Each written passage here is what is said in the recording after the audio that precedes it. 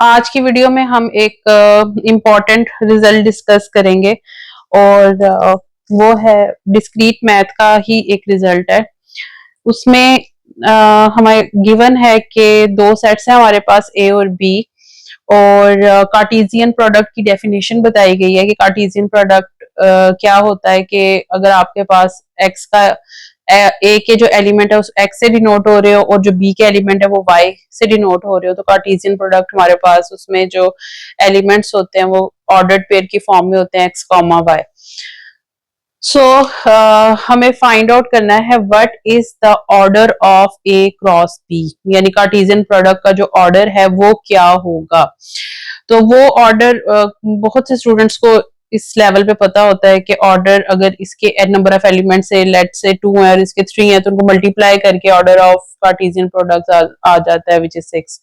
मतलब जितने number of element ए के हैं और जितने नंबर ऑफ एलिमेंट बी के हैं उनको मल्टीप्लाई करें तो ए क्रॉस बी का जो है वो ऑर्डर मालूम हो जाता है। जो सीधी लाइन है, स्ट्रेट लाइन है, ये किसको डिनोट कर रही होती है? ऑर्डर को। ऑर्डर का मतलब क्या होता है? Number of element.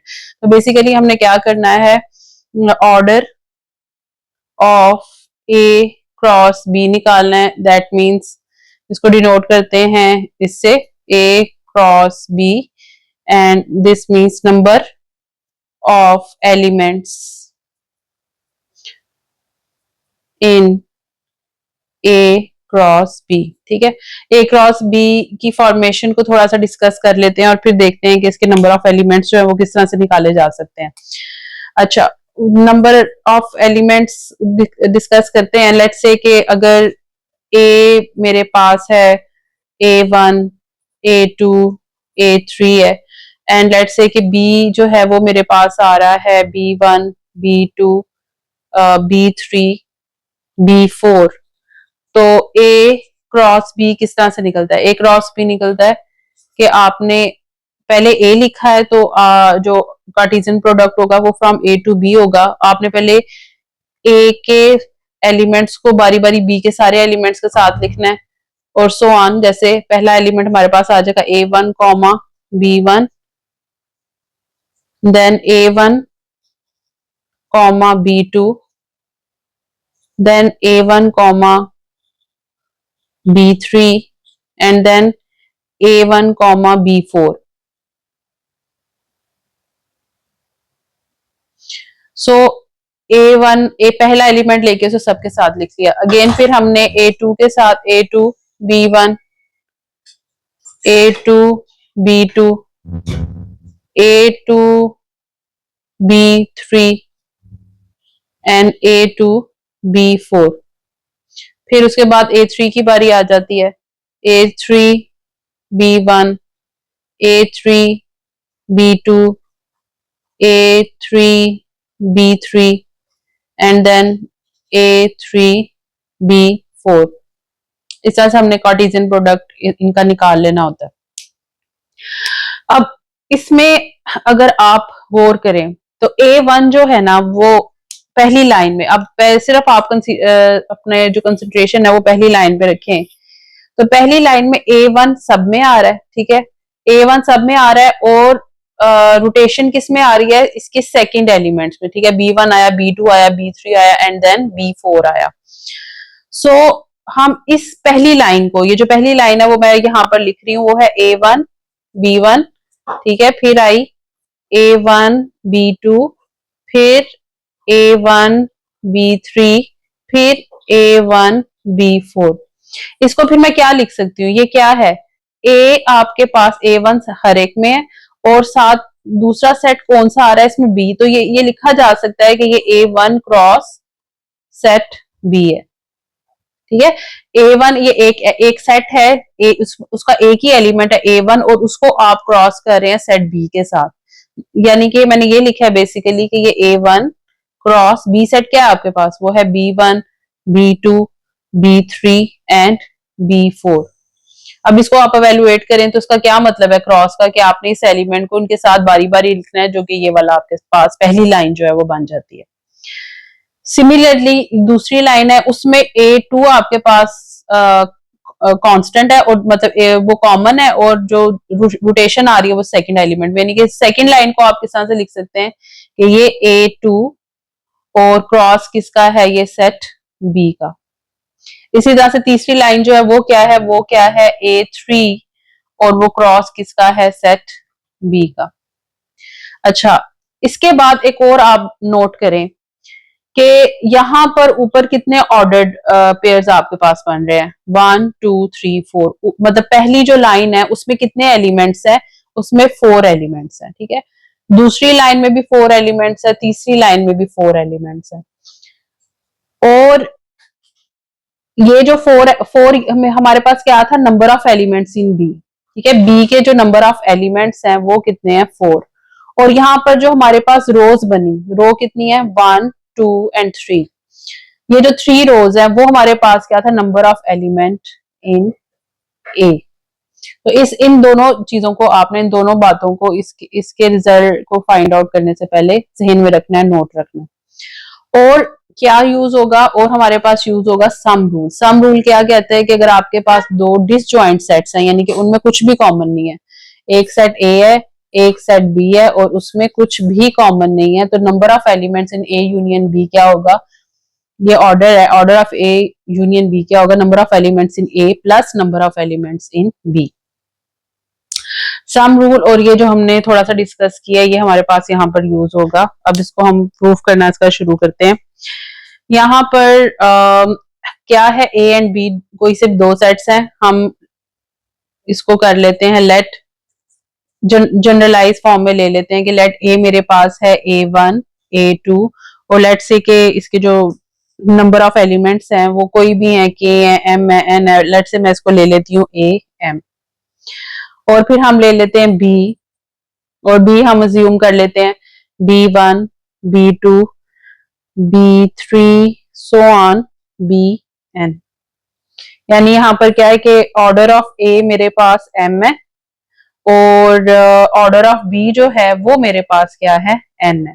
हमने किसका ऑर्डर निकालना है, A क्रॉस B का। तो A क्रॉस B हम देखते हैं कि वो किस तरह से इसका लिख सकते हैं हम।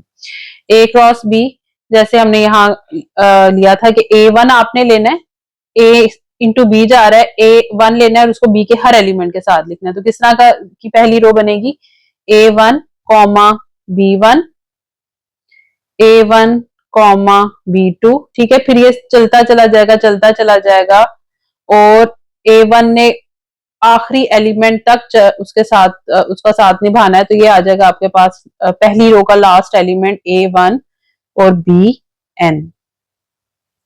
देन सेकंड रो कैसे लिखी जाएगी, A1 का काम खत्म हो गया, A1 ने सबका साथ निभा लिया, अब A2 की बारी है। A2 ने अब इसके हर एलिमेंट के साथ पेयर बनाना है, तो ये आएगा A2 B1 A2 B2 and so on A2 इसके लास्ट एलिमेंट तक जाएगा विच इज BN, ठीक है। तो ये फिर इसी तरह से हम A3 के साथ ले लेंगे, A3 B1 A3 B2 and so on A3 BN। तो ये सिलसिला चलता रहेगा, ठीक है। कहां तक चलेगा, ए के लास्ट एलिमेंट, ए का लास्ट एलिमेंट क्या है, AM जब तक इसके सबके साथ पेयर नहीं बना लेता। तो लास्ट हमारे पास जो आएगा वो आएगा AM B1, लास्ट रो जो हमारे पास आएगी AM B2 and so on AM last element के साथ आएगी विच इज BN।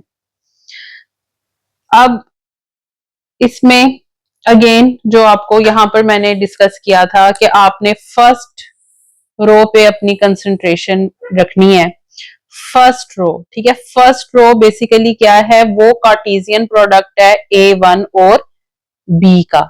यहाँ पर हमने डिस्कस किया था A1 के साथ क्या आ रहा है, B1 B2 BN, B1 B2 BN क्या है, आपके पास सेट B है। तो पहली रो जो है वो हमारे पास क्या है, ये एक रफ वर्क है, इसको आपने नीट में नहीं लिखना जो मैं स्टार के साथ डाल रही हूँ। ये बेसिकली क्या है, ये है A1 का क्रॉस प्रोडक्ट इस सेट के साथ B सेट के साथ, और ये हमारे पास क्या है, ये A2 का क्रॉस प्रोडक्ट है B सेट के साथ। ये हमारे पास क्या है, ये हमारे पास है A3 का क्रॉस सेट बी के साथ एंड सो ऑन। ये लास्ट वन हमारे पास क्या है, ये है ए एम का क्रॉस प्रोडक्ट बी के साथ। और ये सारे आपस में क्या है, ज्वाइन हो रहे हैं। इन सबको जब हमने काउंट करना है तो ये इसके साथ यूनियन हो रही है, लाइन ये इसके साथ यूनियन हो रही है, इसको हम यूनियन की फॉर्म में लिख लेंगे। So what we can write it, so we can write it as A cross B. A cross B को हम अब किस तरह से लिख सकते हैं कि वो है हमारे पास ये लाइन, ये लाइन क्या है, ए वन क्रॉस बी। तो इसको हम लिख लेंगे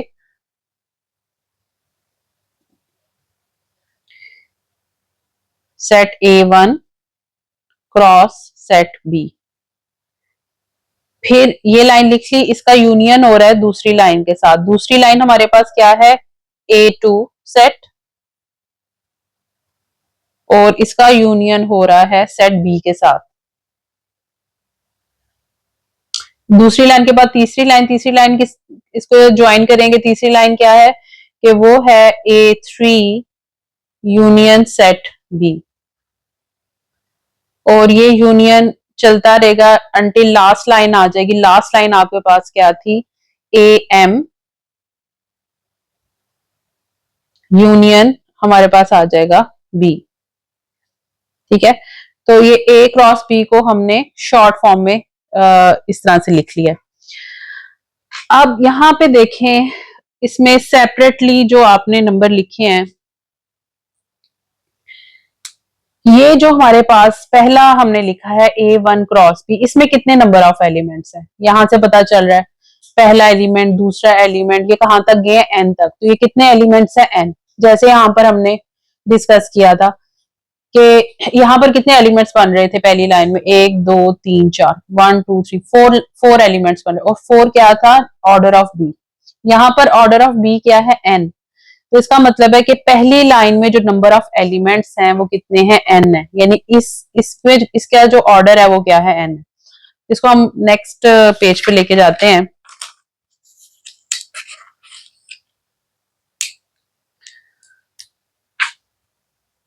order of A cross B जो है, जो हम फाइंड आउट करना चाह रहे हैं, वो इक्वल आ जाएगा order of A one cross B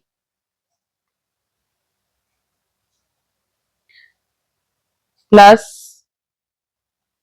order of A two cross B plus so on order of A M cross B. अब यहां पे यूनियन था, और हमने सम रूल में पढ़ा था कि यूनियन जो है वो चेंज हो जाता है एडिशन में। ठीक है, ये सारे जो लाइंस हैं ये आपस में क्या है, डिसजॉइंट है। यहाँ ए वन के साथ था, यहाँ ए टू के साथ था, ये इनमें से कोई भी कॉमन नहीं है, इसलिए ये सेट आपस में क्या है, डिसजॉइंट है।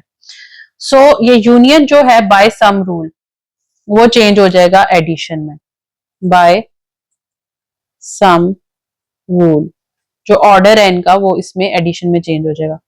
अब जो बात हमने डिस्कस की कि order of A one cross B क्या होगा, order of A one cross B का मतलब है पहली लाइन में कितने नंबर ऑफ एलिमेंट्स है, क्योंकि ये इक्वल था ए वन क्रॉस बी के। तो इसमें कितने नंबर ऑफ एलिमेंट्स हैं, 1 से शुरू हुए और कहां तक गए, एन तक। ये कितने नंबर ऑफ एलिमेंट्स है, एन। सो यहाँ पर इसकी जगह पे क्या आ जाएगा, एन। नेक्स्ट भी एन आ जाएगा। सबके जो है जैसे यहाँ पर बताया था सारे 4 4 4 है, ये सारे भी क्या है, एन एन एन एन तक प्लस सो ऑन एन।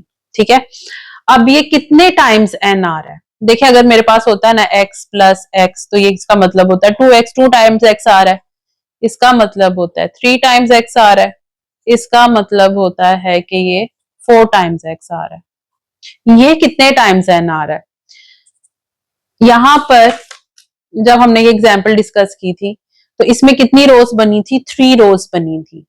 3 रोज कैसे क्यों बनी थी, क्योंकि ए का जो ऑर्डर था वो 3 था, और जो है वो ए वन यहाँ पर आया था, ए टू यहाँ पर आया था, ए थ्री यहाँ पर आया था, तो इसकी जो रोज बनी थी वो कितनी थी, 3 थी। यहाँ पर जो ए का ऑर्डर है वो m है, इसका मतलब है कि यहाँ पर जो रोज बन रही हैं वो कितनी है, m है। ये रोज कितनी है, m, और यही पहली रो लिखी थी आपने, यूनियन दूसरी रो लिखी थी, यूनियन तीसरी रो लिखी थी, और यूनियन आखिरी रो लिखी थी, और ये कितनी रोज है, m रोज है। सो ये कितने टाइम्स ऐड हो रहा है, m टाइम्स। तो जैसे आपको बताया कोई चीज 2 दफा ऐड हो रही हो तो 2x लिखते हैं, 3 टाइम्स ऐड हो रही हो 3 लिखते हैं, तो अगर m टाइम्स ऐड हो रही होगी तो इसको हम लिखेंगे mn। So order of a cross b जो है वो इक्वल आ गया order of a into order of b के, ठीक है, और यही हमने प्रूफ करना था। Thank you.